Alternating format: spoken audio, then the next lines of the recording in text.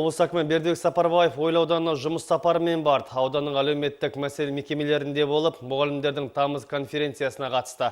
Одан соң егіс алқаптарында болып, астық жинау науқаны барысымен танысқан өңір басшысы ойылдық диқандардың тары дақылына деген құлшынысын, сондай-ақ көп кезге бермейтін бақша өнімдерін, құлпынай өсірудегі жетістіктерін атап өтті. Ауыл тұрғындарымен кездесуінде ауданның ең өзекті мәселелерін шешу жолдарын талқылады.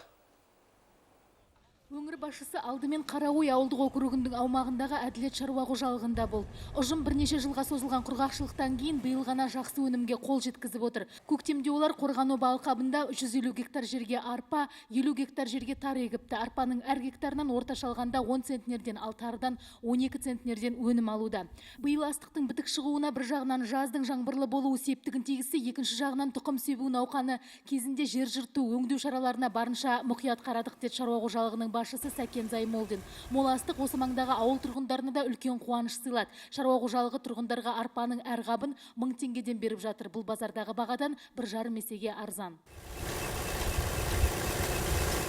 Өңір басшысы Сарбия ауылдық округі аумағындағы Жақып шаруа қожалығының алқаптарында да болды. Мұнда биыл 100 гектар жерге тары, 14 гектар жерге бақша өнімдері егіліпті. Суармалы жерді көбейтуге бола ма? Болады.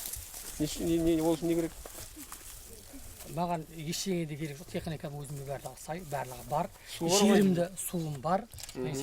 Жерімді бір қарай енді көбейтеміз, бір қарай үлкейтейік деп отырық. Биыл енді уже мынаны істегеннен кейін дайындап картоп қазір қабылдарып. Енді бір 10 гектар белгілі 40-50 гектарге шейін. Дұрыс. Қарауой және Сарбия ауылдарындағы отбасылық дәрігерлік пункттер, клубтар, балабақшалар мен мектептерді аралай жүріп, облыс басшысы олардың материалдық техникалық базасы, қысқы отын жайы, мамандармен қамтылуы сынды мәселелерге ерекше көңіл аударды. Сондай-ақ Сарбия ауылындағы Сапакөл орта мектебінде жас ұрпақ тәрбиесіне қатысты тың бастамалар барын атап өтті. Облыс әкімімен кездесу барысында ауыл тұрғындары негізінен жолдың нашарлығы, газ және ауыз сумен қамту мәселесі төңірегінде сөз қозғады. Барлық жердегі проблема жол мәселесі. Енді мұны әр жерде айтып жүрмін. Жолды шешу енді ол енді үлкен күрделі жұмыс. Өйткені себебі көп ақшаны қажет етеді. Аудандар мен аудандардың арасындағы жолдарды шешуіміз керек. Одан кейін бар. Мына Қарауойға барғанда да сол жалпы бүкіл облыста мен қай елді мекенге барамын, сол айтатыны жол, газ, ауыз су, осы үш мәселе. Сапар барысында облыс әкімі Жүсіпәлиев атындағы Ойыл қазақ орта мектебінде өткен аудандық білім беру қызметкерлерінің тамыз кеңесіне қатысты. Кеңес алдында өңір басшысы білім ордаларының ауласына ұйымдастырылған аудан мектептерінің көрмесін қарап өтті. Облыс басшысы Ойыл ауданының жағдайында ауданның өңір бойынша 6-шы орын алуы үлкен жетістік екенін айта келіп, алдағы уақытта апатты жағдайдағы сабақ 3 ауысымда оқытылатын мектептердің, қамыстан салынған мектептердің болмайтынын, 2020 жылға дейін бұл мәселелердің толық шешілетінін атап өтті. Мен енді Ойыл ауданының барлық демесем де бір 70-80% мектептерін көрдім, білемін. Жалпы енді Ойыл ауданының жағдайында өңірде 6-шы орын алу деген ол үлкен жетістік. Мектептердегі барлық енді жұмыстар, әсіресе мұғалімдердің сапасы, білімнің нәтижесі, мектептердің отырған мектеп сияқты безелендірілуі барлығы қазіргі заманның талабына сай деп айтуға болады. Одан әрі облыс басшысы ауданға тартылып жатқан газ құбырының барысымен танысып, газ тарату пунктіне барды. Онда Бердібек Машбекұлы газды тарту мен пайдалануға беруде шабандық танытып отырған Оксибилд компаниясының жұмысын сынға алып, бұдан былай келісімнің үзілетінін ескертті. Бұрын Ырғыз ауданына да газ тартқан осы компанияның әлі күнге дейін ырғыздықтарға газ бермей отырғандығы баса айтылды. Оксибилд деген компания нашар компания екен. Ырғызда да осылар ғой. Солай ғой. Ырғызда сендерсіңдер ғой? Не, Ырғызда ек. Ырғызда құртты осылар құртты. Осы бұл Оксибилдпен по-другому надо работать. Осыдан 4 ай бұрын ба, 5 ай бұрын мен кездескем, осы жерде кездескем, Ырғызда кездескем, маған бұлар уәде берген. Все, даже былтыр бітіреміз деген. Одан кейін айтты, менде мына көктемде бітіреміз деді. Одан кейін августта бітіреміз деді.